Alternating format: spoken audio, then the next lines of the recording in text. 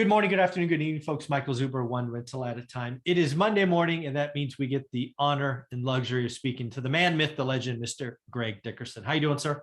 Doing fantastic, Michael. How are you today? I'm doing very well. I've been looking forward to these conversations because it always helps me. You help me see a bigger picture, plus how everything ties together. You just have a way of putting things together that's so helpful. So thank you for being a part of this every week. Yeah, man. It's a pleasure to be here. Awesome. So what we talked about the tail end of episode 1 was a concept called demand destruction. And, a lot of people are talking about inflation. It is obviously horrible. It's hurting the poor. It's hurting the middle class. It is really a regressive tax. But here's the deal, that the unfortunate truth, at least in my opinion, the only way that you really can crush inflation is creating what is called demand destruction. And that might be a word or a phrase that people don't know, but let's just say this: a demand destruction obviously means a recession, which means 2 negative quarters of GDP back to back. So do you kind of see it the same way, or are you out there hoping for some kind of soft landing? Well, they want to try for a soft landing, but you just can't. There's just no way to do it at this point. I mean, they can try, but inflation's out of control. It's going to get worse. Mm-hmm.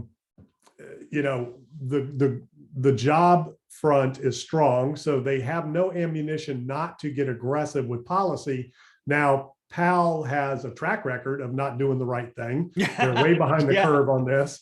They've missed the boat completely. Yeah. So unfortunately, I don't think they're going to continue to make the right call. They haven't done anything. They haven't stopped QE. They haven't stopped buying mortgage-backed securities. They've single-handedly probably destroyed the housing market as we know it. People don't realize that yet, but interest rates are up. As they continue to get higher, you're going to see fundamental changes in the housing market and values, which is wealth destruction. And the only way to contain inflation and control it, I mean, it's out of control. Companies every single day are coming out saying, wait a minute, we're going to raise prices. Our costs are up. Number one. Number two, wow, we found out we're way more profitable making less cars. So we're going to continue to make less cars so we can keep demand up and prices up.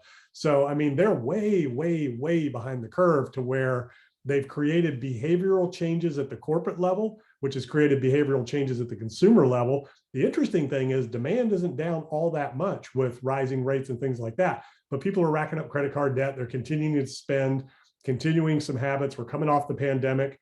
You're going to see people traveling a lot this summer, depending on what's going on and what the real costs of that are. But people want to get out and spend some money and do some things. But inflation's real, and it's depending on the people's income level is how it's, like you said, it's affecting lower income people more than higher income people.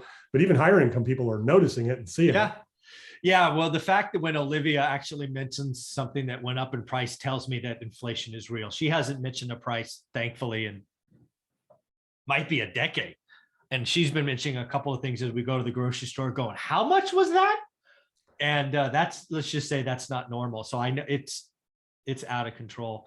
The other thing, I don't know if you saw this morning, Goldman Sachs came out this morning. It might have been last night. I read it this morning. They're now calling for 12 successive quarter rate moves, kind of like Bernanke, right? Just a quarter point every meeting, you can count on it, i.e. guiding Wall Street to what's coming. But in what country is that they're talking about? The U.S.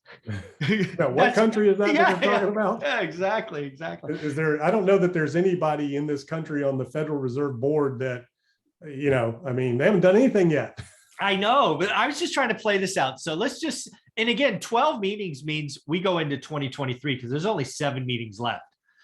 So if we got there, it's like 18 months from now because they don't meet every month. So let's say the Fed funds rate is 3%. I don't think it gets there, but let's just say Goldman is right.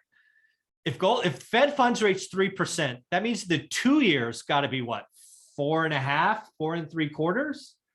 Maybe, yeah. I mean, higher, right? It's not going to be lower. That means probably what, 30-year mortgages for owners, 5 3/4, 6%. I mean, could you imagine? I mean, 6% is the number that you and I go, transactions stop. Talk about demand destruction. Wow. Yeah. Even though it's still a good rate, even 5% is still a good rate. But the problem is where we're coming from, and they're going to have to make a decision. Do we destroy the markets and values of real estate, not just residential, but commercial, all over the country, which reverberates all around the world. You know, a lot of people don't realize that is the #1 asset class from a valuation standpoint by far, more than all of the others combined. Wow. Real estate around the world is a higher market cap than every other asset class combined by, I don't know, 2 or 3 fold, hundreds of trillions of dollars. And when you start messing around with interest rates, it affects the values of commercial residential property. So, I mean, 6 rate hikes, who knows if they hike 10 basis points, 20, you know, I mean, it depends on how much they're hiking. Yeah. So that statement really means nothing. Yeah. And the Fed, as they go along, all we know is what we've seen in the past, 2017, 2018, 2014, anytime they've tried to hike rates, the markets capitulate and the Fed has to come back in and rescue markets. The question is, are they going to do that? Are they going to rescue the consumer, or are they going to rescue the markets? And unfortunately, they're kind of both tied together, because everybody's wealth now is tied up in this stock portfolio. It's tied up in real estate of general, not everybody, but, you know, the investors, people that own houses and people that are investing in the markets. That's a lot of wealth destruction. So you talk about demand destruction, you start messing with people's wealth, you know, demand destruction will take care of itself.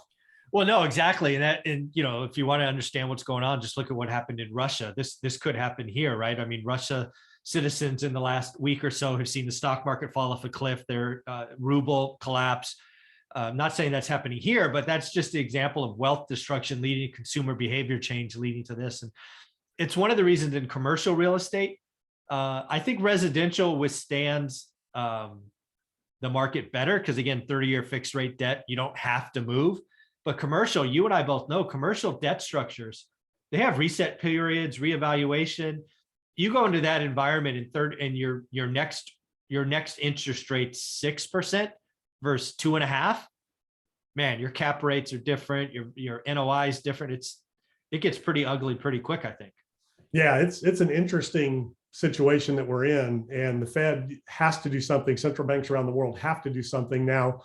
The current situation, the current environment is throwing a little bit of a wrench in that, but we'll see. We're going to know this week, Wednesday and Thursday, exactly what Powell thinks he talks about twice. the situation and what he'll telegraph what they're going to do, because the meeting's coming up in 2 weeks. You're right. Where they're going to make a decision. We're going to have a CPI print. Guarantee you it's going to be out of control again. Wow. Yeah. It's they got to take some kind of action. They can't just keep doing what they're doing.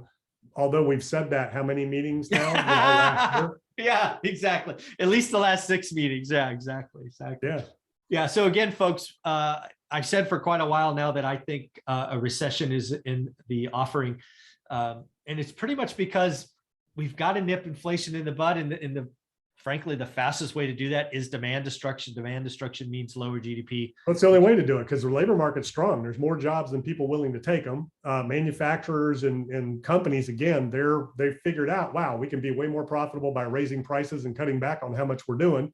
So they're getting it. So it's an interesting situation where we're at right now. And recession isn't necessarily like this huge bad thing. It's like you said, it's negative growth for a couple of quarters. That can be negative 1%. The real question is, how are you really measuring that, and what's the real effects of it? But inflation is a huge, huge tax, and it eventually will change course. It will change the course of demand and jobs and production all on its own. At some point, people just push back and they stop spending because they just can't afford it. There's only so much, and if credit tightens up, as rates rise, credit tightens up, it becomes more prohibitive and difficult to get. And then that's just your trickle down effect. And then you get the borderline recession depression, kind of like we were facing in 2009. Yeah. So we haven't faced a situation like that. Most of the investors out there, millennials, haven't seen what that looks like. Mm-hmm. So, it's a delicate balance. And so far they've kind of ignored it. It's really interesting. Yeah, it is on their doorsteps. My hope, again, I feel less good about this call. My hope is still on March 16th, they announced a 50 basis point cut. I think they've had to shock the system for a while. I think the market expects a quarter. I think they need to do a half. And if they do anything less than a half, it's not going to do anything, in my opinion. Yeah. And, like you said, we talked about it last week. This is an opportunity for the Fed to unload the balance sheet. They can sell some treasuries at a pretty attractive number right now that works for and finance some debt, finance some spending. I mean, they could probably issue new notes around the world right now and very attractive rates versus down the road. So it'll be interesting to see how Treasury responds to this environment right now. And if they choose to do that to fund things, efforts around the world right now. Yeah.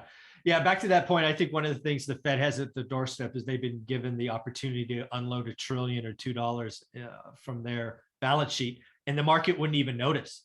The thing that I've been most afraid about is them unloading into an unstable market where rates shoot even higher.